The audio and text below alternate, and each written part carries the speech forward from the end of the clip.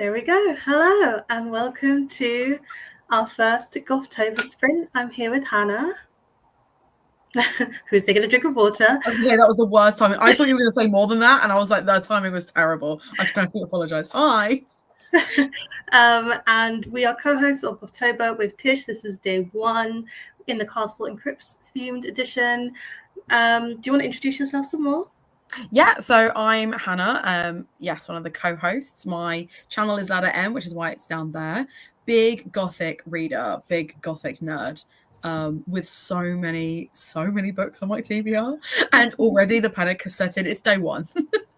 It's day 1. We got a lot of reading to do, and I have started reading already. But I was just like, I'm not gonna. I made this whole TBR, and I have not done it yet. But I will this sprint. But I just was like, do you know what I'm in the mood for? A big fantasy book. Because why not? And also, it's a great fantasy book as well. So, The Lies of Loch by Scott Lynch. I'm hoping I'll love it. Actually, I got so many DMs saying like, "This is the best book ever," and so I'm scared. Like, I have to love it. That's always the hardest. Like, it's always the hardest. 2 things. If you love a book and you see someone read it, and then they're like, "Yeah, I'm not sure how I feel about it." Heartbreaking, like immediately heartbreaking. Or if you're like, I want to try this one but I'm not sure, and everyone's like, oh, I loved it, and you're like, oh, now I'm legally obligated to like it. I have to, because you love it too. Yeah, so I read The Lies of Loch before I was even like a booktuber. Like, Lies of Loch was the fantasy for me, and I read it at the same time. I read that, and then I read Name of the Wind afterwards. And what I really liked about it is the fact that the way the chapters are structured is you get like backstory, and then something happens that has just been referenced, and it kind of like sets up, it's like world building narrative, and that kind of like, I like that balance, and I preferred it than Name of the Wind, which I thought did it, but not as well. Even though Name of the Wind is like the internet's favorite, I think. I did like The Name of the Wind. I can't compare it yet, but I did really like that one. Yeah, so I think that writing structure is very, very similar, but I also just really like that there's certain tropes that aren't in it that I'm like, sweet, didn't need it. There's the camaraderie between their friends. You and I love a friendship group, like you and I love and this friendship group, but also it made me cry. So, and there's automatic 5 stars. Automatic 5 stars. And then I read book 2 last year for the because I tried it, I got halfway through, and then I think I put my copy down and just didn't know where it was, because that is a very me thing to do. So didn't finish it. Read it last year, loved it, 5 stars, like cried. It was beautiful. And then I read the 3rd one earlier this year and was like, this series can do no wrong in my eyes. Wow, okay. No pressure, but this is good to hear. Let's see what people are saying. Hannah likes Gothic. I know, Emma, what a surprise. Who is she? Just really funny. So I'm back teaching full-time, for those of you who don't know. And we had to do like a knowledge audit the other day, so that when we come to like creating schemes of work, it can actually be related to things we're interested in. And people were like, oh, like year 8 studied Gothic fiction, and I was like, me! That is my whole thing. A volunteer's tribute. Yeah, big time. I was like, please, let me do the thing. So they were like, oh, are you a fan? I was like, I'm actually quite intense, is what I am. All right, let's see. Tell us what you're reading in these sprints. So if you've got options, tell us your options, and we'll help you choose between them. We can see Lily's reading The New Couple in 5B by Lisa Anja. Thriller. Getting started with that. That sounds like a thriller. Silver Nitrate on TBR, then Hannah's TBR video, so you didn't like it. I didn't. I really didn't. Oh, the Silver Marina Garcia. Yeah. Do you know what is devastating about it? Is it was the first Evernight book I ever got. I think it was the first one they ever did. Yeah. It's stunning. It is the prettiest edition of any Silver Marina Garcia book I've got. Like, it's so beautiful. Because the only other like special edition of hers that I have is the Waterstones edition of Daughter of Dr. Moreau, that's just got like a green sprayed edge. That's it. Although having said that, I did look at the Waterstones Bewitching one, which has the feathers, but even that's not that exciting. And I hated it. Like, I really didn't enjoy it at all. And like, I think it's fair for every favorite author to have one book that you just don't vibe with. That is the one for me. But yeah, did not enjoy. That is actually the book that the Evernight edition that made me want to subscribe to the list, because I was like, author I love, beautiful edition, and I've missed out. Excuse me, I need to sign up. So, did you not get that one then? No. I joined after that. Do you want my copy? I'm not asking. You want my copy? I mean, if you're unhauling it, I would take it. But if you're not unhauling it, then I would. I wanted to go to a good home, right? Because the only reason I kept it is because other than Signal to Noise, every single book I have by Silva Moreno Garcia is in hardback. I do technically also have the paperback of Mexican Gothic because it's that weird extra cover. But the only reason I've kept Silver Nitrate is because it is a special edition. And I don't need it. I'm never going to reread it. I'm never going to recommend it. It just lives as part of a collection. So I'm happy to like lend it to you if you're like, I don't want, like, if you don't like, you don't have to keep it.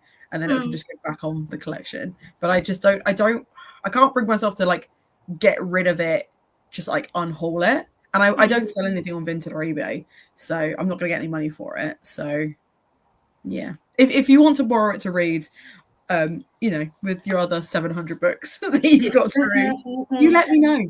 I'll let you know. Maybe when I come to Folkestone at some point, then we can talk about it. Emma said they finished their book tonight. They're on page 138 out of 405. Naps are needed. Naps are needed. Emma made big, bold statements in my Discord of being like, I'm going to read all day until sprints. And I didn't say anything because I do not like to poo-poo. But however, I am fully aware that Emma has been to-ing and fro-ing all year, going to different cities for different theatre things. And sometimes what they actually need is rest. That was such a Mama Bear moment, just so you know. Yep. Anathia by Carrie Lake. This is a new one to me. I've heard of it, but I know nothing about it. I'm intrigued. I hope you like it. Hollow Places by Tegan Fisher. Classic author. There's a thriller, The Witch's Guide to Magical Innkeeping, and Catabasis, which Hannah loved. I did. I really enjoyed it. But then I love a dark. Having said that, I will talk about it in a second, but I'm literally picking up Dark Academia first. So, reading How It Works Out, which is a queer short story collection with some body horror, but you also might start something new. Oh, I hope you feel better soon. Feeling sick enough reading game. Be gentle. Could be a thriller. Alberton Angels by Janice Hallett. I might also start Andrew Morton's Diana biography because non-fic always takes a while. So Emma decided that because it's castles and crypts, that alongside any Gothic books, they might choose to read. What they are absolutely going to read is things about the royal family. I absolutely respect that. Right, their special interest is Diana. So I think they said they have 4 books that they own and 2 they hadn't read. I may be getting those numbers completely wrong, but it's completely valid. Like we've said, it does. We've said that we don't actually insist that people read Gothic books because they're Gothic tropes. Yeah. You can interpret it however you want. Diana is a Gothic queen. Can we please make this canon? Right? I'm sorry, that revenge dress is the most Gothic thing I've ever seen in my life. Exactly. Exactly. We got a shout out for your SMG library. Thinking of either starting the Reformatory or House of Hunger. I vote for Reformatory because it's fantastic. I've got it on my TBR this month as well. I'm really excited to pick it up properly this time. A big chunky one. Belinda's reading The Bewitching. That's good. That is another one that I have on my TBR. Your TBR is extensive. Thinking of starting Clown and Corporal too.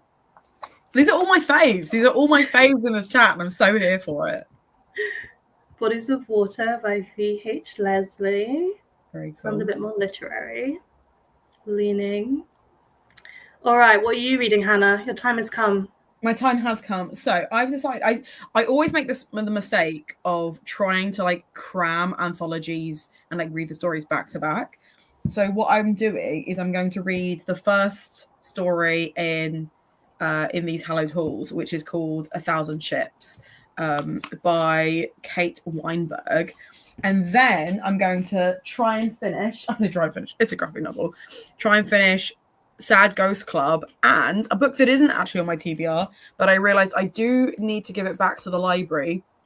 And it does tick off multiple prompts, which is Drowning in My Bedroom, which is about two boys who are in a hospital, one of which is physically disabled, suffering through a flood in India. So I wanted to read that one as well. And then when I've done that, if I manage to finish both of those, I will come back to my other short story collection, which was gifted to me by you, and I've had for so long that it's starting to fade. So, because I thought that way I can do my short story, two like novella type stories, and then a short story, and Nice. that way kind of like, and then I'm taking all prompts. So I've got physical disability, mental health, BIPOC, and I'm pretty sure there's going to be LGBT stories in here as well.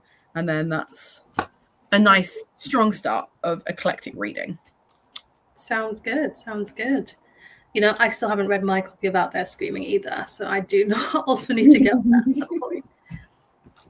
And then I'll be reading Demon Song by Kelsey Yu. This just came out yesterday, and I'm very excited because it is a horror retelling of Phantom of the Opera set in China. That's what it's amazing. And it's only 166 pages. I don't think I will finish it today, but I'm starting because I started a big book that's going to take me ages. I wanted to read something smaller alongside it as well. That's fair.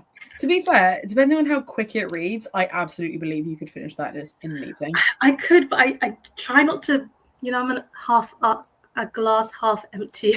I was like, I'm probably not going to finish it today, and then we'll see what happens. At least then, if it does happen, it's like that's a positive surprise, as opposed to me. That I'm like, I can definitely finish that. Oh, I did not. I finish it. We are opposites, and that is why we work so well together. Unless we're competing against each other, then in which case, then it's a free for all. Yeah, it is a very nice cover. There's excitement for Sad Ghosties. Yeah. This is volume 2. I've got volume 3 downstairs, and I keep thinking about buying volume 4. And I was like, I can't until I've read volume 2 and 3, really. Sensible. Being sensible. Question for you. Is there a Discord for Gothtober when you're referring to Discord? There isn't a Discord for Gothtober specifically, but I have my Discord that's essentially open to anyone who watches me. It's in links to all of my videos. And then there's like a separate channel for Gothtober where everyone in my Discord like just chats about Gothtober. And then there's like additional private ones for those who are in my Patreon as well. So go and check it out. Check out Hannah's Patreon too. It's super cool. I enjoy being part of it. Yay. I was actually planning content for it. So I've got my little like monthly planner, getting everything sorted for the next few weeks. Nice. Also have The Stolen Air, but I fancy an audiobook. Okay. Fair. That makes sense. Emma's being Delulu. Standard. Well, let's see how we go. See what we can do. It's still written in like mixed media, right? Like it's like emails and things. Because in theory, that will make it go faster. It's why I keep thinking I can finish The Appeal in an afternoon, even though I've not started it. I actually did read that in one sitting, but to be fair, I was trapped at an airport when I read it. Okay. How many hours did it take, do you think? Probably like 2. Oh, okay. So if I gave myself 4, to be realistic. It is like text messages and stuff, so some of the pages like really do go very quickly. Okay. Genuinely. Hi, Mary. We're recruiting for the Discord Ellen today. Constantly. Ellen like hypes every time, and I love to see it. Just watching the first minutes of the live show, you're all here for the Loch Lamora love. More on the bandwagon. 20 Hours for the Reformatory is a big book. It's go big and stay home. We like that vibe. We like that vibe. Okay. You know what? To make this come true, we do have to do some reading. So shall we do our first reading sprint? For those who are not part of my Patreon, what I typically do for my sprints is that we do half an hour reading for a warm-up, take a break, chat some more, 40 minutes, break, 40 minutes. There'll be 3 reading sprints. One is shorter than the others.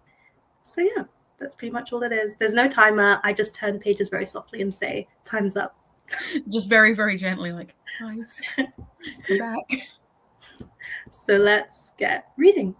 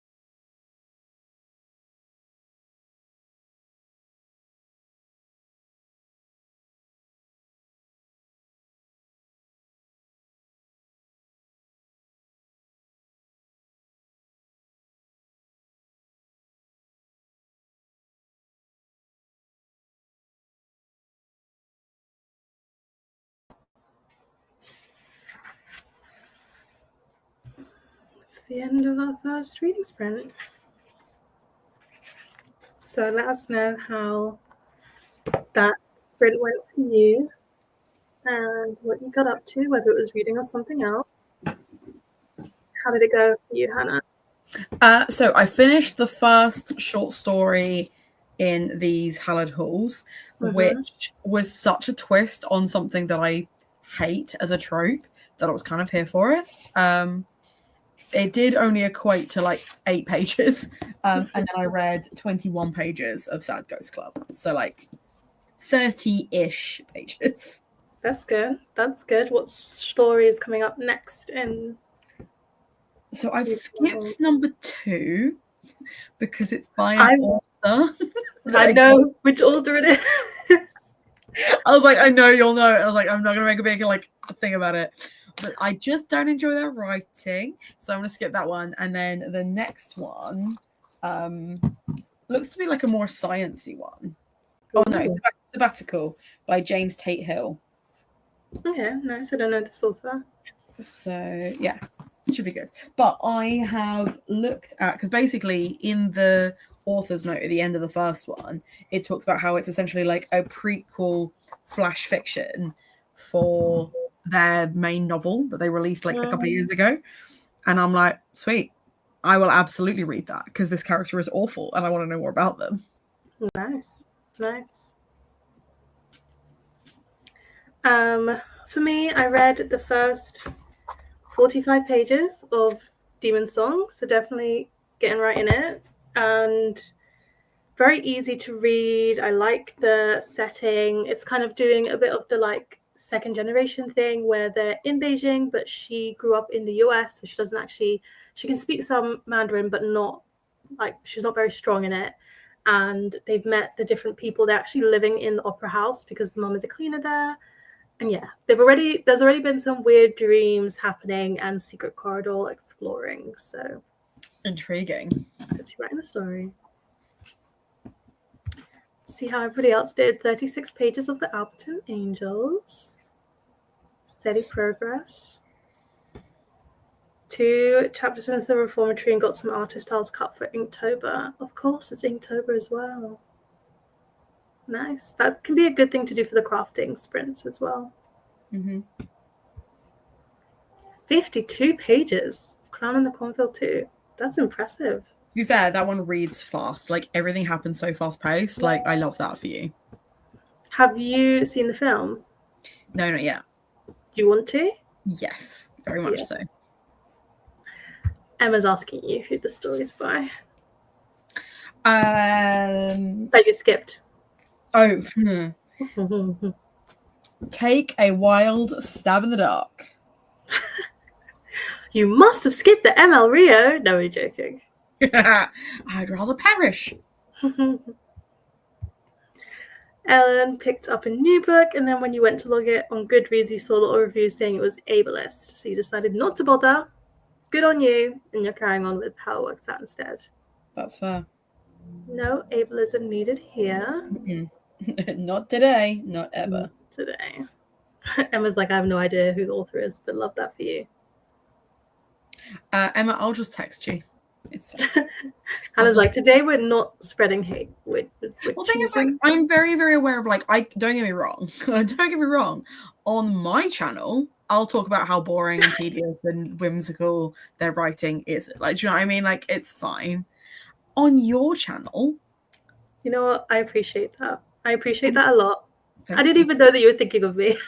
Well, don't get me wrong. You know I love a rant. You know I love a rant. But it would be unfair, I think, to go hard. If we both didn't like the author or other extenuating circumstances weren't involved, then yeah, sure, for suresies. But I think, you know, it's the fact that I'm teaching again now, and I'm like very conscious of like all my old content where I swear like a trooper, and I'm like things like that. I'm like, I have to think about that now in a way I did not have to think about that a year ago. That this is something else that I think about is not just my job but your job. Yeah, we both have jobs and they both come with certain constraints, which is why the wonderful thing is that we both have Patreons where we can be as messy as we want to be. Exactly. Because Jane is saying, forgot that there was a film. We'll definitely put that on your October watch list. That is exciting. There's lots of horror coming out in October that I'm very excited to watch. Are there any book to film adaptations that you highly recommend for Gothtober, Hannah? Book to film adaptation. So I'm really bad for I either love the book or I love the film. Rarely do I love both. There must be one, I mean, Pride and Prejudice would be the obvious one, but that's not really gothic. But that is a good film and book. Yeah, Jane Eyre, actually, to be fair, the film adaptation of Jane Eyre is pretty good, I think, at getting across the key themes. Michael Fassbender is an interesting choice. But I can see it. There's things about it that work. I haven't watched that, actually. I'm really looking forward to the Guillermo del Toro's Frankenstein. Me too. I'm really looking forward to that. It looks very good. I read a review, and the complaint was that the review was all wrong because they were saying that it doesn't follow the story of Frankenstein because it follows the story of the book, not the pop culture version. And then one of the complaints was that Frankenstein was too ugly. And you're like, that's the point. That's what it's all about. Or I should say, monster is too ugly. And there was something about like it having like a romance plot, or like it's about like the Prometheus style of like creating life, and it was like, you really haven't read it, huh? Like you don't know what you're talking about. The thing is, I think it's so interesting because Jacob Elordi is in 2 massive gothic themed blockbusters. Yeah. He's playing Frankenstein's monster and he's playing Heathcliff. Like, which is range as well. Right? But also like the way they're being directed is so wildly different. Because clearly one is like, Gothic has always been my vibe. I've always been fascinated by Gothic, and we're leaning into a classic now. And one is, people know me for my aesthetic and weird Oxford references. So I guess I'm doing a classic now type. Do you know what I mean? Like it feels very Hollywood, and like people being annoyed about like the costuming and stuff like that. I don't mind the costume submitting to aesthetic because I think it works in some instances. Like Pride and Prejudice, for example, they're not wearing proper Georgian Regency costumes. They're wearing essentially like Empire line smock dresses in linen and muslin, and it works because it feels authentic. It feels like they're in something they would comfortably wear as like a day dress, and then their gowns when they go out are more like society driven, and the ones that Miss Bingley wears are more like accurate to the time because she is more fashionable. And I hope that when I watch, because I will watch it, of course I will, when I watch Wuthering Heights, it will be a case of, okay, what they've done with the costume is part of the narrative, like as part of the mise en scène, because I teach film studies now, mise en scène, like that's all part of this meaning. Fingers crossed. It may just be that actually she looks great in white, who knows. And then, do you know what, genuinely, the best Dracula film ever made isn't Dracula, it's Van Helsing. The greatest Dracula film of all time. I will hear no bad words against it. I won't argue against it. I won't. I'm a bit skeptical of the Wuthering Heights as somebody who, I just wouldn't have called it Wuthering Heights, even if they'd called it like a quote from Wuthering Heights or something. I do like when the book to film adaptation isn't going to be true to the text and they choose to own that. I really like when they do that because it just helps me mentally be like, it's based on this, but it's a different thing. And then I'm at peace. And right now I don't feel at peace. And sorry, I was misspeaking. They're saying that Frankenstein's monster is too ugly, rather than the scientist being too ugly. Lynn is partial to Bram Stoker's Dracula in the early 90s. Which is fair. That's the one with like Gary Oldman in it, right? Like I think so. I think so. Let me see. Where are we? Okay, we're skipping all of this. But yeah, basically, Hannah is saying she can't contain a rant once it starts, which is relatable. It's so true. I cannot.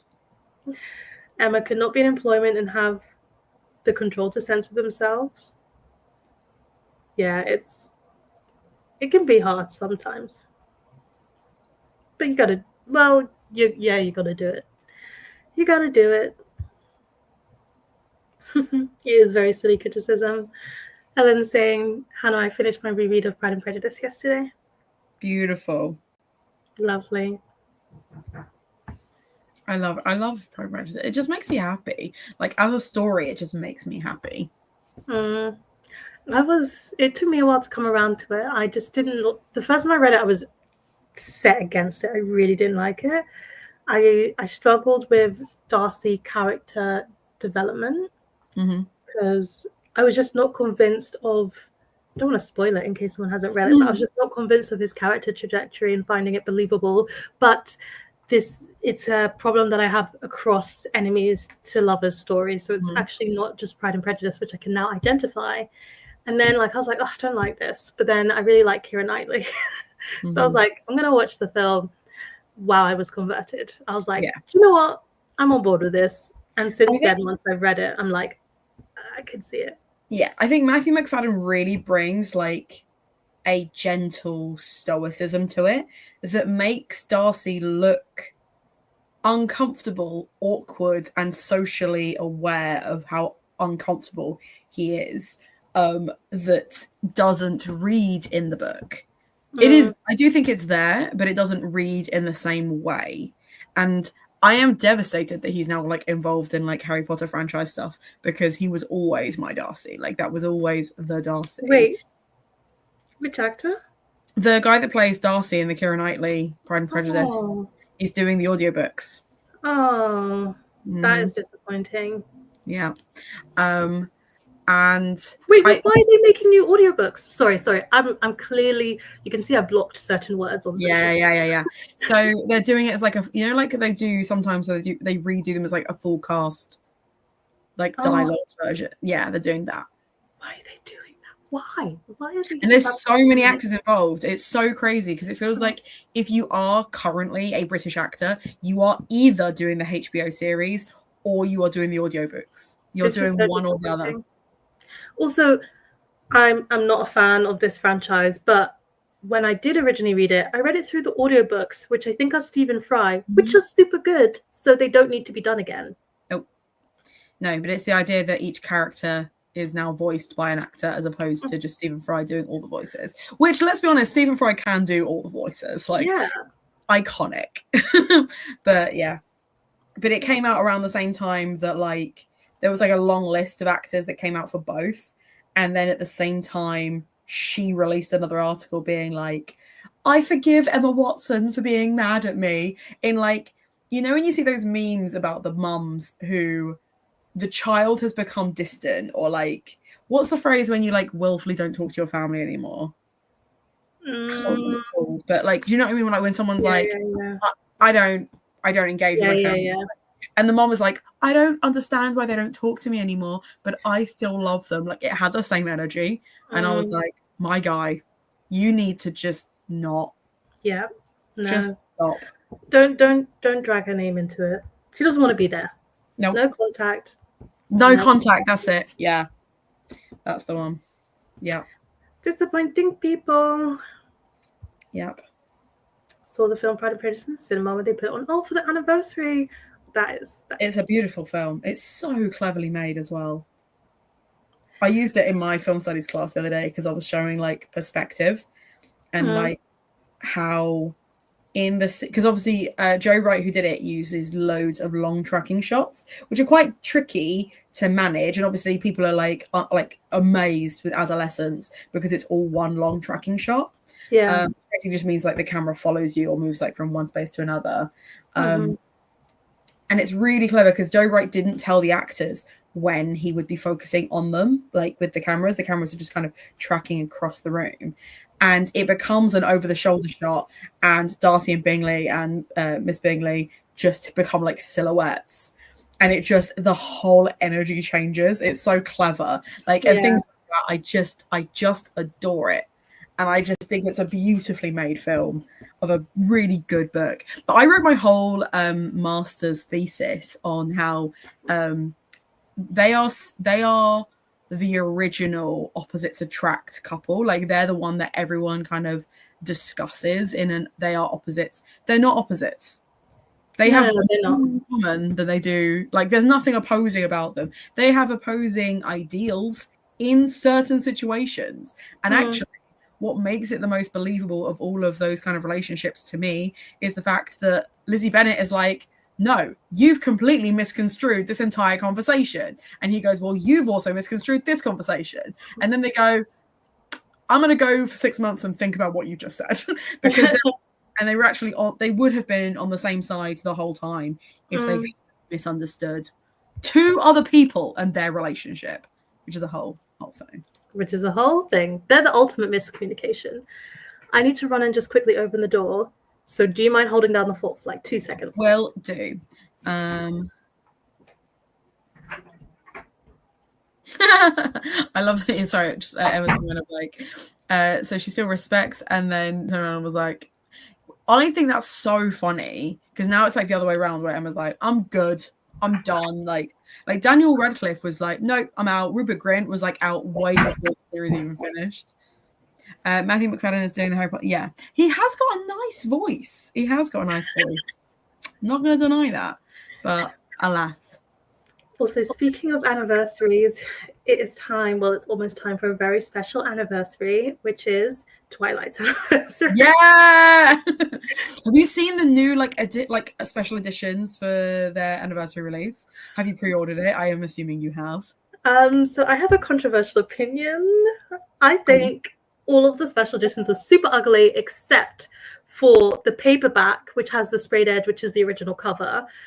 And my main issue with what they've done is that it doesn't look like Twilight. Like the one that has the very cool flipping pages, I do think the flipping pages of like Edward and Bella switching out is super cool, but it's a flowery, brightly colored book. And I'm like, that is not translating the angsty, yearning gothic, high school gothic that Twilight is. And then the other set, which is all hardbacks with there's like sparkles on the side, I'm just like, it looks really juvenile.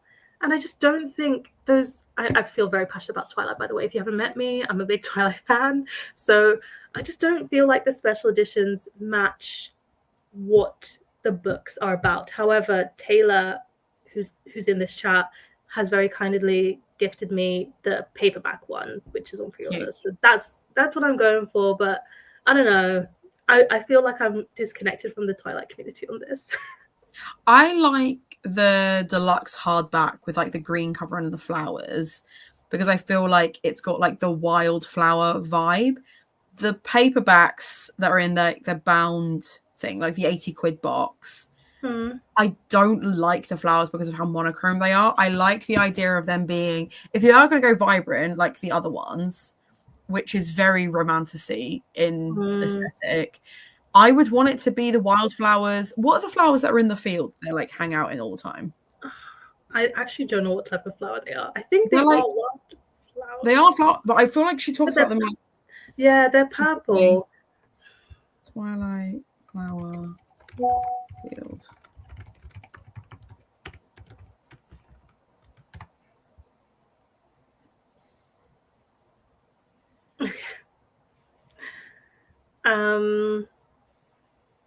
It's filled with various wildflowers. Violets, apparently. But they use like violets for it, mostly. Yeah. And varying colors of delphinium. I feel like that's what the flowers should have been. Because it's like a reference, but yeah, I would have gone with that. I would have been happy with that. Actually, they're really pretty flowers. They're the really like long stem, colorful ones. Yeah. I'm so happy about this anniversary. I love that they're putting the films back in the cinema. I don't know why they're taking away the blue tint, but you know, I'll vibe. It's all right. Do you know what? We'll just get ourselves like blue tint sunglasses to go and see it. That's what we need. I've actually my birthday's in January, so I've been brainstorming because I want to do something smaller for my birthday. I'm not a big birthday celebrator, but I'm planning to maybe do a rewatch of the first Twilight film, and the kind of thing that people do where they make the foods related to the film. Yes. Oh I my want to God. do Yeah. that. That means you have to have candied apples of some description, like bright red apples. Maybe do like apples and then like do like a fondue with it, and like you can dip them in stuff. And everybody has to take a photo of it holding the apple like this. Yeah. It'd be very cute. Yeah, I know. This is how I felt. But that's the vibe. You're not wrong. Yeah, it's true. But yeah, it'll be good. It'll be good. I'm also going to the Twilight concert in January where they play the music live. Amazing. I went to the Star Wars version of that and I loved it. Like, it's such a cool atmosphere. Absolutely 10 out of 10 would recommend. The one that's on my top wish list to go to is the Star Wars one. I don't think I was in the UK when it came round, but I think I would like cry.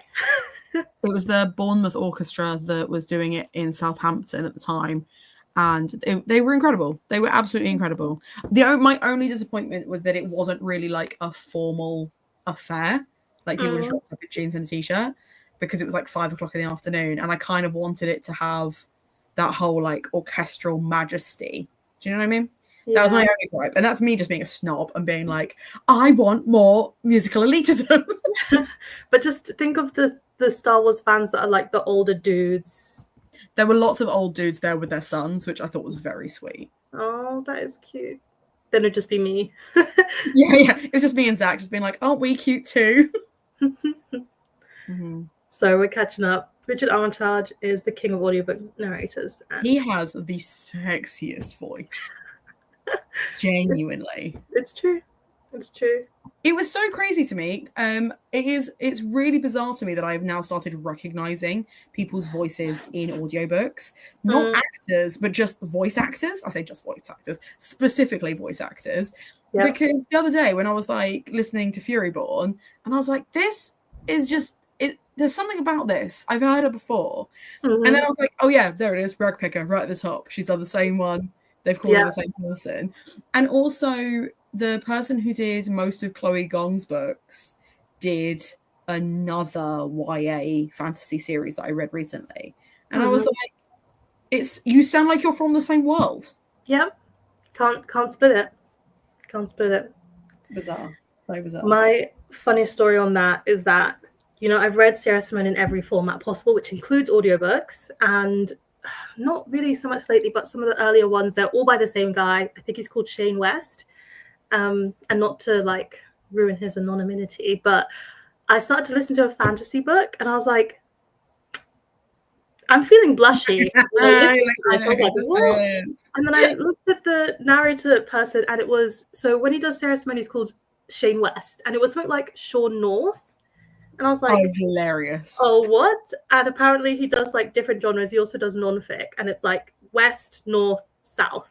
And I was like, which makes me think his real surname is East. What could give you that idea? Hilarious.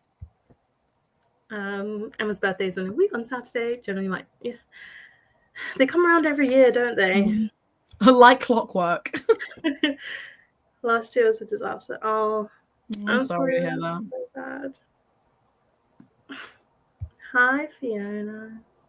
Hi. Shane South and Steve East. Yeah, sounds accurate. All right, are we ready for our next reading sprint?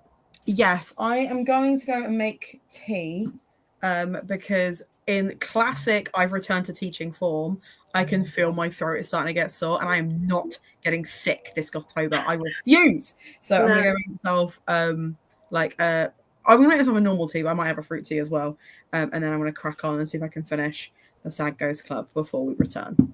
Sounds good. I'm going to keep reading Demon Song, and we'll see you all in 40 minutes time. See you then.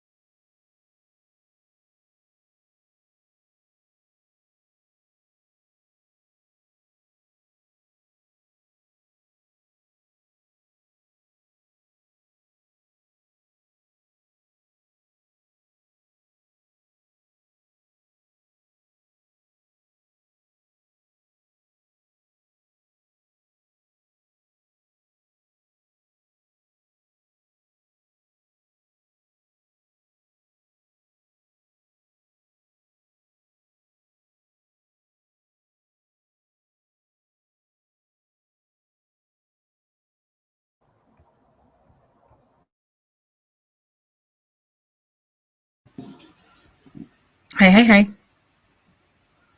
Hey, I accidentally turned off my mic like a minute early, but it's fine. It's fine.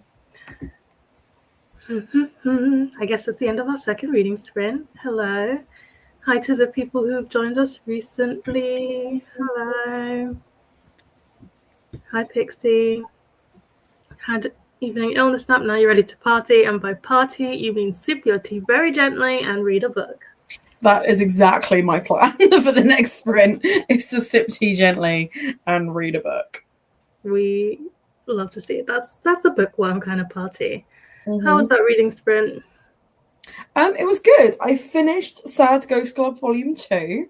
Nice. And then I updated the Instagram with the highlight little tabbies so that we can like highlight stuff, because I was meant to do that beforehand and I totally forgot. So I've done that. And then I am about to finish making the thumbnail for the quiz on Saturday. Sunday.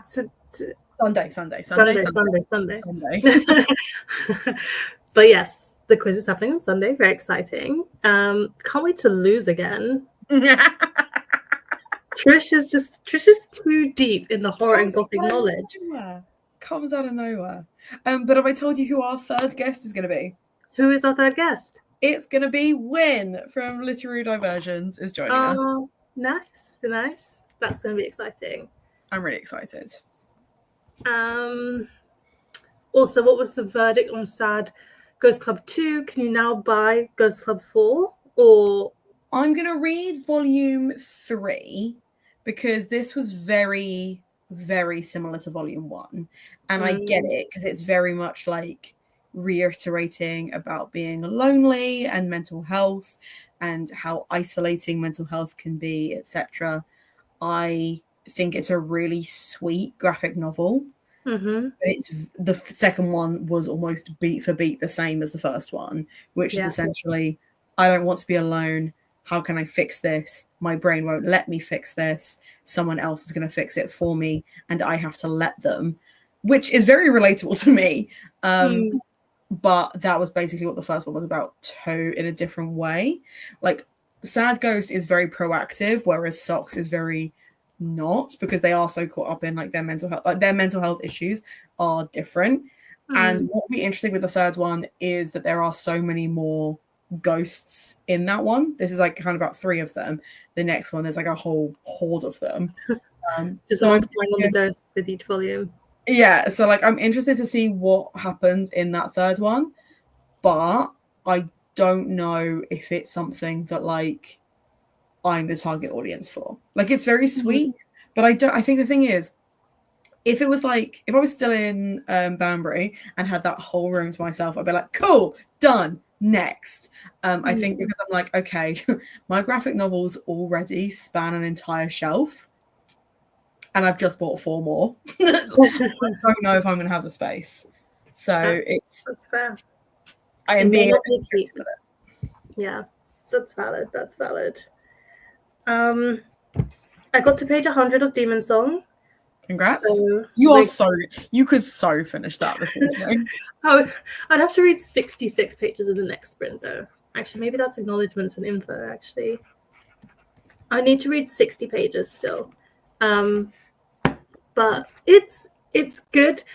I can tell it's a gothic retelling because it's clearly doing the gothic thing where it's a very slow, haunting read. Things are clearly not right, and it's going to be a crescendo of an ending. So I'm perfectly happy with that pacing, and also it's so short that I don't think it like drags it down or anything. And it's based on Chinese mythology, and our main character is discovering that mythology as we're going, so we also get it. And I'm so intrigued by the Chinese mythology. I kind of need to read some of their classics, I think, because I want to know more. I've got an anthology somewhere downstairs that is like Chinese myths and legends, and I've had it for like 7 years and never read it. And I need to, because it looks so interesting. Yeah, I know some of the stories through like things like this where it tells you, but I'm like, I just want to read the OG, and I'm sure there's a whole load more than the like most famous ones as well. Let's see how everybody was doing.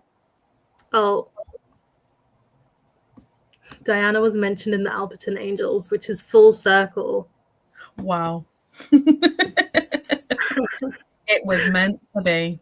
Exactly. She's admitted that she's a Gothic queen and helping make this pick a Gothtober book, which is correct. Emma read 41 pages, which is impressive. Hello, hello, hello.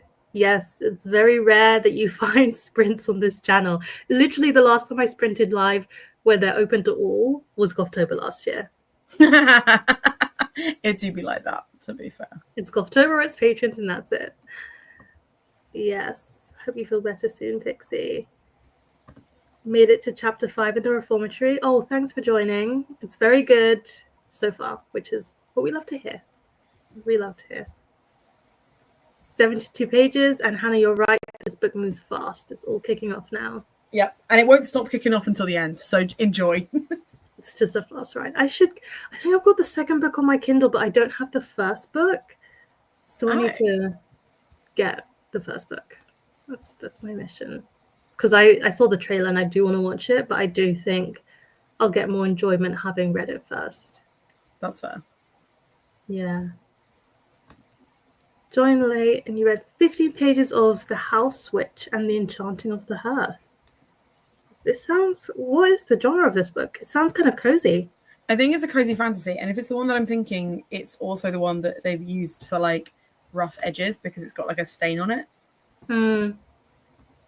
Nice. Interesting. Also, I feel like you are not, Hannah, being not the audience for cozy fiction all that much. And it sounds like Sad Ghost Club is like a slightly gothic-y, cozy.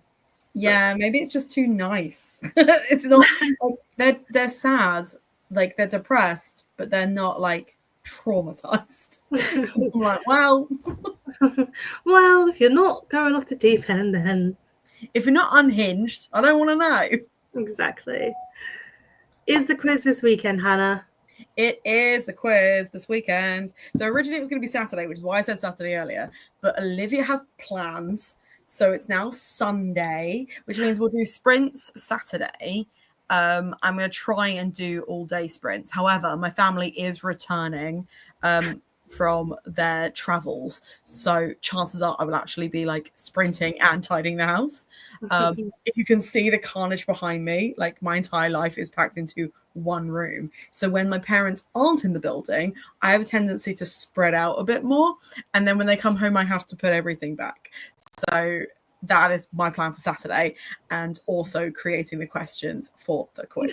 Now, every year, for those of you who are new, every year, the rounds are the same. There is a general knowledge about the topic of whatever it is Gothtober we're doing. Then there is like a missing vowels round of titles, and there's like a poster one. There's always a picture round of some description. And every year Olivia gets so close to winning. And then out of nowhere, Tish will just know things. It's not even out of nowhere. Like, I'm so strong in the general knowledge and the vowels because there's all books. And then we get to like visual stuff, like the pictures and the films, and Tisha's like, "This is my corner." So then it's the Final Girl one that we did, where they were like the weapons used in Final Girl films, and Tish got like full marks, like even down to like there's 3 different knives, and they were like, "Oh, I know exactly which ones these are." Yeah, Tish could have got bonus points. She could have just like, yeah. Swept the board. It's almost as if I don't watch horror films, but like I watch horror films, and then like Tish watches horror films. I'm pretty sure Tish was like a film major. Like it was horror films for them before it was Gothic books. Do you know what I mean? Whereas for us, we were the literary nerds. Yeah, that is true. That is true. Sprints on Saturday. So basically, this weekend, the place to be is Hannah's channel. Yeah, I hope so. This is exactly why I did this. Like, to be fair, like I'm pretty sure it was Ellen that was in like my Discord that was like, "Oh, won't be there."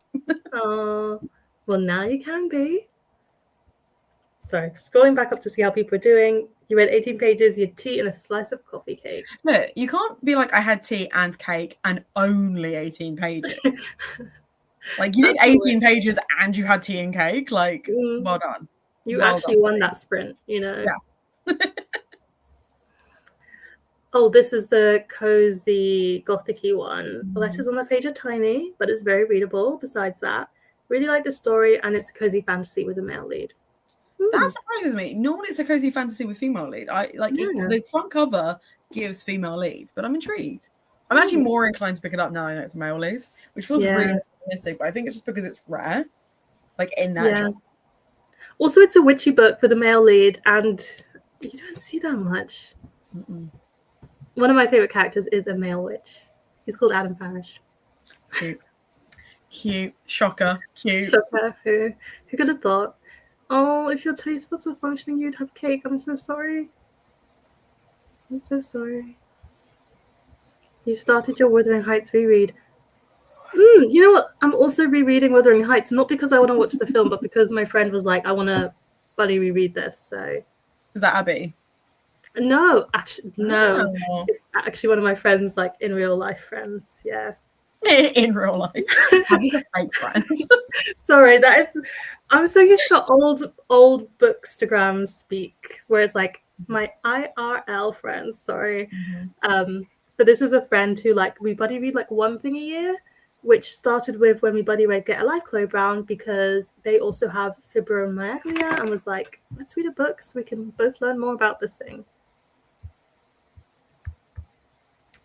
And it says, Theo came and sat beside me during the sprint, and he's going to hate me when I have to move to give him his meds. It do be like that sometimes.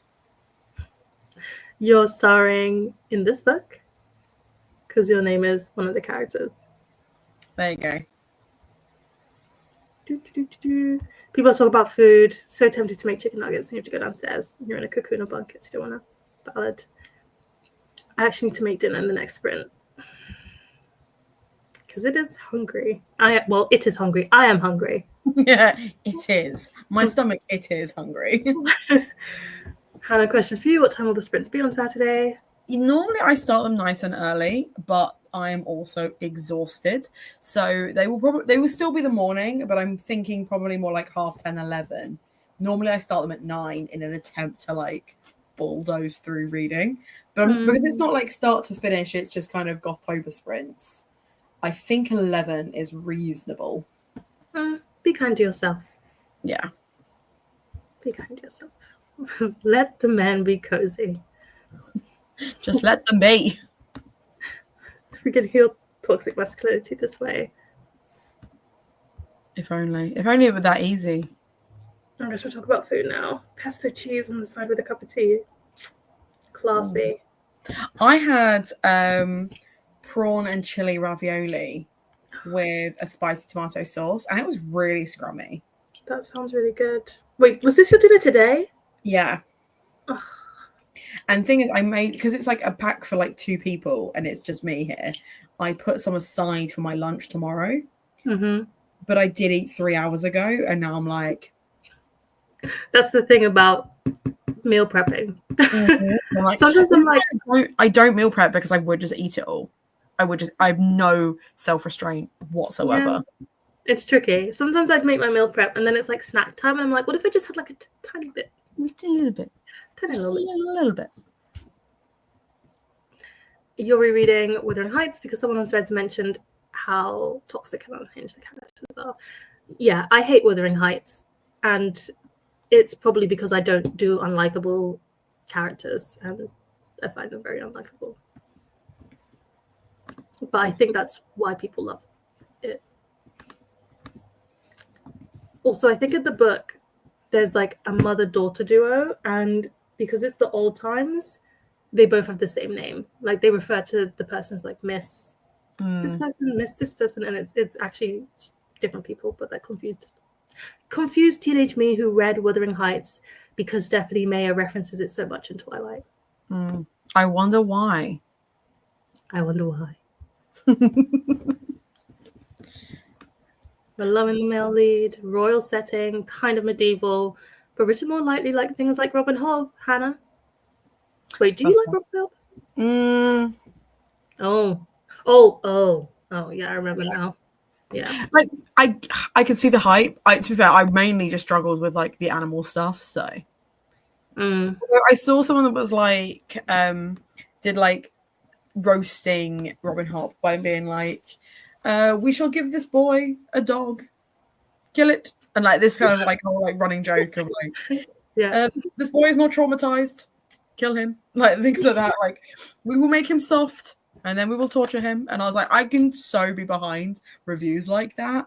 It is not going to make me pick it up. And it was the fact that I was like, oh, it's going to be our whole. That's going to be the narrative. It's just this kid traumatized over and over again, which sounds like it should be my vibe. Alas, animals are involved, so I was immediately like switched off. Yeah, that's fair. That's fair. 11 is a great time to start sprints. Burgers were eaten. People are talking about being hungry. We're just a hungry group of people today. We really are. Everybody do this. I agree. The next sprint will probably start in 5 minutes. So you've got 5 minutes to grab you snack, tea, mentally prepare for making dinner the way that I need to. Yeah, we're getting food. Going to uncocoon yourself, sorry, and make some food. Yeah, we all need it. We all need it. If you were having a feast in a castle, Hannah, what needs to be on that platter? Oh my goodness. Okay. Right. There has to be at least 3 meats. Ooh. Because it's not a feast. If there's just one, like you know when like you do a roast and someone cooks like a chicken or some pork or beef, whatever, fine. Christmas is never just the one meat. There's always multiples. That's a feast. So I would want to go for something a little bit different and maybe go goose as like one of the meats. Because like cheaper than turkey, tastier, bigger than a duck. I've actually never eaten goose, so I will take your word for it. Well, my mum got goose a couple of years ago because it like ordering it. We ordered it from like a local butcher, so it's like more like sourced in Britain, like better for the environment type thing. And he was like, I can't get any more turkeys in. Like we've only got this many turkeys. Can I interest you in a goose? £5 cheaper. And my mum was like, yes. So we did goose instead. And to be fair, the cheaper bit might just be that he was like, I have goose and it's I don't have turkey, take goose. But it was lovely. And it very much tasted like duck. But I'd like a cross between like duck and turkey. It was very much like a white meat, red meat type vibe. And it was nice. It was really nice. So I would say goose. And also there is something about a roast goose that feels very fantasy. Yeah. So it's not a swan, it's a goose. Do you know what I mean? Like it just feels silly. Having just read A Sorceress Comes to Call as well, which is a Goose Girl retelling. Goose was at the forefront. You're on theme here. You're on theme. Right? So meat number 1 is goose. Meat number 2, probably beef, because it's so readily available in the UK. And then do I want to go for maybe one of those like massive, you see like those massive like fish platters and you're like, that fish is unnecessarily big. Yes. Like a man had taken a photo with it on his dating profile and now he was stood there like this and then it was on a plate a few days later. Yeah. So goose, and it does sound bougie, it for sure does. I also really just enjoy saying the word goose. So it would have to be at least 3 meats. And then roasted vegetables with things in them. So it would be like roasted potatoes with, or I don't know how I put my roast. I can't like them on their own, but like parsnips and like honey parsnips, for example. Yeah. Like Brussels sprouts with pancetta. And do you know what I mean? Like it has to be a vegetable with something. Red cabbage with Yeah. This makes sense. Population wise. Okay, fair. I didn't know that. I didn't know that geese were a problem. You're helping the environment the whole time. I feel like, and then also like stuffed peppers, like any kind of like vegetable with stuff in it. Maybe a gourd of some kind with like couscous and stuff in. Yeah. Amazing. I love that. You had your answer ready to go. I was ready. It was almost like I didn't know you were going to ask that, but it's like almost like I knew you were going to ask that. You're like, I'm thinking about ready. food constantly. I think for me, dinner is great. It is lovely. I will be all about the desserts, and there best be, as you said, more than one dessert. There needs to be one cake that's like a tower of cake. Yeah. Looks like if you take a slice out, it might fall apart like Jenga. Oh my god, yes. There has to be a form of cheesecake because that's what I want to eat. Mm-hmm. And then like sticky toffee pudding with like the caramel, like a fountain coming off of it, or custard. That is. Yeah. What's the tower of little choux pastries that are like little profiteroles with caramel on? It's like a French name for it. Yeah. And they're all stacked in like a triangle, and you just hit. Yeah. You know what it's actually done is they basically they have like a cone shape, and they literally just glue them to the sides with caramel, tip it up, let it set, and then take the cone off. That's so intelligent. People are so smart. I would have been there stacking and rolling, like they would roll away and I would just keep going. Yeah. I feel like, if you ever went like strawberry picking or anything like that, when you're like, one for the basket, one for me, one for the basket, that would have been like sticking and in face, sticking and in face. Exactly. Like, this tower was only half as tall as it should be. I don't know what to tell you. How did that happen? Actually, how do people make feasts? Because it takes so much time that you must eat throughout it. Well, the thing is, so we had a friend who owned a chocolate shop, and I was like, I would be picking all day long. Like, I would just be munching constantly. And she was like, no, when you're smelling it all day, it loses the appeal. And I was like, I understand that. I hate that for you, but I do understand that. So I wonder if you're constantly making choux pastry, you're just like, I'm sick of the sight of it. Yeah.